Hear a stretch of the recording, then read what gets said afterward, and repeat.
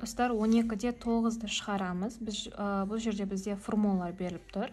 Осының қайсысы өспелі, кеммелі екенін табу керек дейді. Бізде қараңыздар, екі қана вариант беріліп тұр. Мына алдыңғы есепті естеріңізде болса, 12-7-де мысалы 3 вариант болып еді. Өспелі, кеммелі, өспелі де, кеммелі де болмайды деген. Мынау жоқ. Тек қана екі вариант беріп тұр мына жерде. Бұл біз үшін жақсы. Неге? Себебі біз бұны тез шешуге болады. Яғни өспелі, кеммелі екенін білу үшін не істеуіміз керек? Біз мысалға сандарды қоя саламыз. Мысалға А1 деймізде 1-ді қоя саламыз мынаған. Например, қараңыздар. Біріншісіне А1 деп есептейтін болсақ, мына n-нің орнына 1-ді қойып шығамыз. 3 көбейту 1 минус 7, ол менде минус 4-ке тең болады. Енді А2-ні қойып көрейік. 2-ні қоямыз. 3 көбейтілген 2 дейміз. 3 көбейту 2 минус 7, сонда 6 минус 7 дегенім минус 1-ді береді. Так, енді минус 4 деген минус 1-ден кіші ғой, дұрыс па? Минус 1 үлкен ғой, яғни бұл бізде өсіп бара жатыр.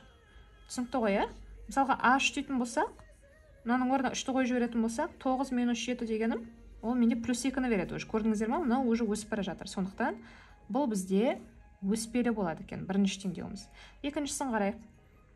Екіншісінде А1-ді қоятын болсақ, 1-дің квадраты 1 минус 8 дегені менде минус 7-ні береді.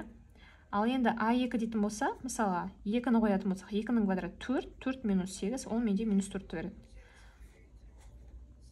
Мынау да менде өсіп бара жатыр, көріп тұрсыздар ма? А3-ті қоятын болса, мысалға 3-ті қоятын болса, 3-тің квадраты 9 минус 8 дегені 1. Бұл бізде былай қарай өсіп бара жатыр.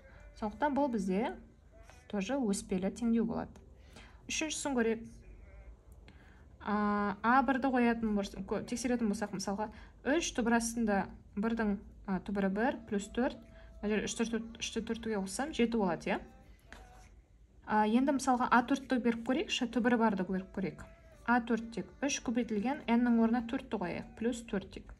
4-тің түбірі 2, 3-ті 2-ге көбейтсем 6, 6-ға 4-ті қоссам 10. Мына қараңыздар, бізде мынау өсіп бара жатыр ғой тоже. 7 10-нан кіші, сондықтан бұл да бізде өспелі теңдеу болады екен. Келесі 4-ті көрейік. А1-ді беріп көрейік. 1 плюс 1 бөлінген 1. Яғни 1-ге қоссам 2 болады. Ал егерде А2-ні беретін болсам, ол 1 плюс 1 бөлінген 2. Яғни 1-ге 0,15-ті қосам деген сөз, осында ол 1,15 болады ғой. Мұна қараңыздар, 2 1,15-тен үлкен, ол наоборот кеміп бара жатыр. Яғни мына жерде 2 деген кіші болып тұр ғой, 1,15-тен бұл кішіге қарай түсіп бара жатыр. Сондықтан бұл бізде теңдеуіміз кеммелі болады. 5-ті көрейік. 5-те А1-ді қойып көрейік. 1 минус 1 бөлінген 1 плюс 1. Яғни 1 минус 1 бөлінген 2 деген 0,15 қой, 1-ден 0,15 тазайтсам 0,15 болады. Мына жерге мысалға 4-ті беріп көрейікші. 4-ті беріп көрейік, Так, А4 дейтін болса, мысалға 1 минус 1 бөлінген 4 плюс 1 дегенім 1 бөлу 5 қой. Мынау деген 0,12 деген сөз ғой. 1-ден 0,12-ні азайтсам 0,8 болады. Мынау, мұны көрдіңіздер ме? 0,18, 0,15-тен үлкен, мынау өсіп бара жатыр. Сондықтан бұл бізде өспелі теңдеу болады. Енді соңғысы 6-шысын тексерейік. А1-ді беріп көрейік тағы да. 1 плюс дейміз. 2 бөлінген. Так, жерде көрініп тұр ғой, сіздерге. 2 көбейту 1, яғни 2 дей салайық. 2 көбейту 1 деген 2, 2-ге 1-ді қоссам 3 дей салайыншы 1-ден. Тоқтауыш көбейткішін берейік. Мына жерде ортақ бөлімі 3. 3-ке 2-ні қоссам 5. 5 бөлінген 3.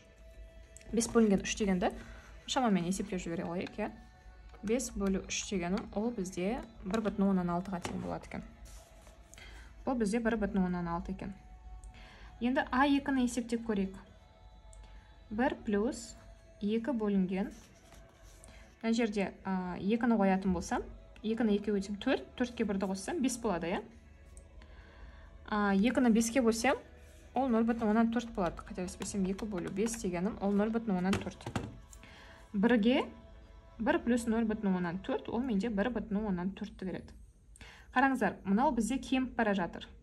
Көрдіңіздер ма? 1,6, мынау түсіп кетті 1,4. Сондықтан бұл бізде кеммелі теңдеу болады екен.